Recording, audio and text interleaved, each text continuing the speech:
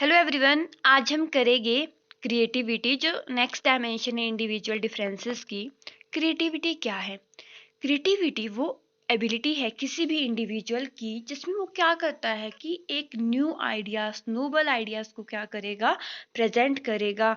हम बोलते हैं कि ये बच्चा कितना क्रिएटिव है। कैसे बोलेंगे हम उसको क्रिएटिव? कि उसने क्या किया, न्यू न्यू चीज डिस्कवर की अपने नए तरीके लिए। उसने ना तो यूट्यूब से देखा ना गूगल से देखा, इस तरह से उसने कोई चीज या डायग्राम, कोई भी चीज, न्यू चीज है इस तरह से ड्रॉ की या डिस्कवर की कि जिसमें क्या हो, उसको लगे, जिसमें हमारे को देखने से ही पता लगे कि वाह क्या ओरिजिनलिटी है इसमें, नोवेलिटी है, मतलब न्यू चीज उसने डिस्कवर किया, ऐसा हमने पहले कभी नहीं देखा। वो बच्चा होता है क्रिएटिव बच्चा। क्रिएटिव बच्चा हम उसी को बोलेंगे जो अपने न्यू आइडियाज करेगा, ओरिजिनल आइडियाज हो गए, ना कि उसने कहीं से कॉपी किए। देखिए, हम बोलते हैं कि मैंने आपको बोला कि कोई भी प्रोजेक्ट दिया आपने, मैंने आपको कि इसके ऊपर प्रोजेक्ट बना के लाओ, पर आपने क्या किया कि यूट्यूब से देख लिया, गूगल से देख लिया। तो वो हम उस बच्चे को क्रिएटिव नहीं बोलेंगे, क्योंकि उसने क्या किया, किसी दूसरे का आइडिया चुराया और उसको लिया। क्रिएटिव बच्चा वो बच्चा होगा जिसमें वो अपने आइडियाज खुद से क्रिएट करेगा, आइडियाज और न्यू आइडियाज होंगे, ओरिजिनल होगी, जिसमें नोवेलिटी होगी। वो बच्चा क्या होगा, क्रिएटिव बच्चा। तो हम क्रिएटिविटी उसी को ही बोलते हैं जिसमें इंडिविजुअल क्या करता है, क्रिएट करता है समथिंग न्यू और प्रेजेंट करता है नोबल आइडियाज को। जो क्रिएटिविटी है उसमें क्या है, उसके कुछ कैरेक्टरिस्टिक्स भी है। वो कैरेक्टरिस्टिक्स क्या है, उसमें आते हैं यूनिवर्सल होती है क्रिएटिविटी, यूनिक होती है, और इसमें ओरिजिनलिटी होती है। यूनिवर्सलिटी का मतलब है जो क्रिएटिविटी है वो आपको हर जगह दिखाई देगी। ऐसा नहीं है कि सब, हम कोई भी इंसान है, कोई भी इंडिविजुअल है, उस सब के अंदर क्या होती है, क्रिएटिविटी होती है। और जो ये क्रिएटिविटी है वो एक यूनिक मेंटल प्रोसेस है। कैसा प्रोसेस है?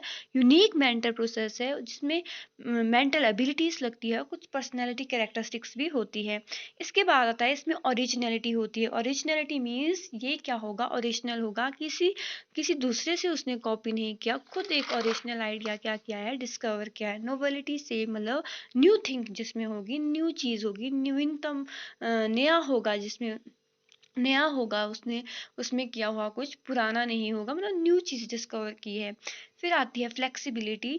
जो क्रिएटिव बच्चा है उसकी थिंकिंग कैसी होगी, उसकी थिंकिंग फ्लेक्सिबिलिटी होगी। फ्लेक्सिबल मतलब वो रिजिड नहीं होगी, वो चेंज करता रहता अपना थिंकिंग। नहीं, ये चीज में इस तरह से भी कर सकता हूँ, ये ऐसी भी हो सकती है। कोई एक पर्टिकुलर थिंकिंग नहीं होगी, रिजिड नहीं होगी उसकी थिंकिंग। उसकी थिंकिंग कैसी होगी, फ्लेक्सिबल, चेंज करता रहेगा। नहीं, ये इस तरह से भी हो सकता है, ये इस तरह से भी हो सकता है, मैं इस चीज को इस तरह से भी कर सकता हूँ। फिर आता है लास्ट कैरेक्टरिस्टिक, वो है डाइवर्जेंट थिंकिंग। जो क्रिएटिव बच्चा होगा, वही मैंने बोला, उसकी डाइवर्जेंट थिंकिंग होती है। डाइवर्ज डाइवर्ज कैसे होता है, चारों दिशाओं में घूमना। मतलब वो अपने दिमाग के घोड़े चारों दिशाओं में घुमाएगा कि ये चीज मैं किस तरह से न्यू तरीके से कर सकता हूँ, किस तरह से ये चीज हो सकती है। वो क्या है, वो है डाइवर्जेंट थिंकिंग, जिसमें बच्चा अपने दिमाग के घोड़ों को चारों दिशाओं में सोचता है, ओपन करता है, वाइड थिंकिंग करता है। वो क्या होती है, डाइवर्जेंट थिंकिंग। फिर आता है प्रोसेस ऑफ क्रिएटिविटी। अगर हमने कोई चीज क्रिएट करनी है तो उसके लिए क्या है, 4 स्टेजेस से हमें क्या करना पड़ता है, गुजरना पड़ता है। सबसे पहले आती है प्रिपरेशन।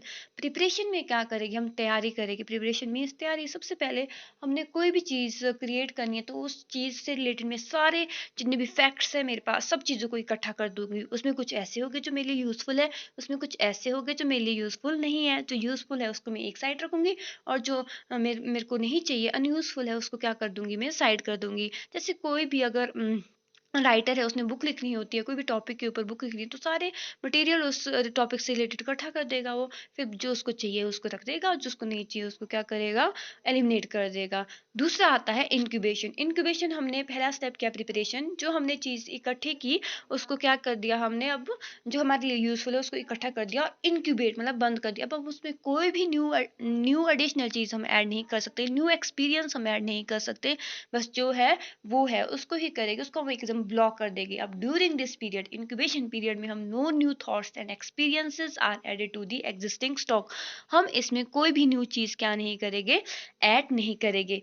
तीसरा आता है इल्यूमिनेशन। अब हमने रख दिया, बहुत टाइम हो गया, हम कोई भी चीज़ हम ऐड नहीं कर रहे हैं, जो हमने प्रिपेयर किए थे, जितने भी मटेरियल और फैक्ट्स मैंने इकट्ठे किए थे, उसमें मैंने कोई चीज़ अब ऐड नहीं की है। बट एकदम क्या आ जाएगा, मैं काम बहुत टाइम बाद या कुछ समय बाद क्या हो जाएगा, एकदम मेरे दिमाग की बत्ती जल जाएगी, इल्यूमिनेशन आ जाएगी मेरे की, हाँ ये चीज़ इस तरह से हो सकती है, हाँ इस प्रॉब्लम का ये सॉल्यूशन है, एकदम से मुझे इल्यूमिनेशन हो जाएगी उसकी। तो जो इल्यूमिनेशन वो सडनली कैसे भी आ सकता है। जैसे हम आर्किमिडीज प्रिंसिपल पढ़ते हैं, उसमें जो आर्किमिडीज है वो बात कर रहा होता है, बाथिंग के टाइम उसको क्या आता है, उस प्रिंसिपल को डिस्कवर करने का आइडिया आ जाता है। तो ये जो इल्यूमिनेशन है, ये कभी भी किसी भी टाइम आ सकती है, इसका कोई पर्टिकुलर टाइम नहीं है। जो हमारे सबकॉन्शियस माइंड में उसका सॉल्यूशन था हमारे पास, पर याद नहीं आ रहा था, एकदम से इल्यूमिनेशन होगी और हमें वो चीज़ उस चीज़ का जो प्रॉब्लम है उसका सॉल्यूशन आ गया। फिर लास्ट आती है इसमें वेरिफिकेशन।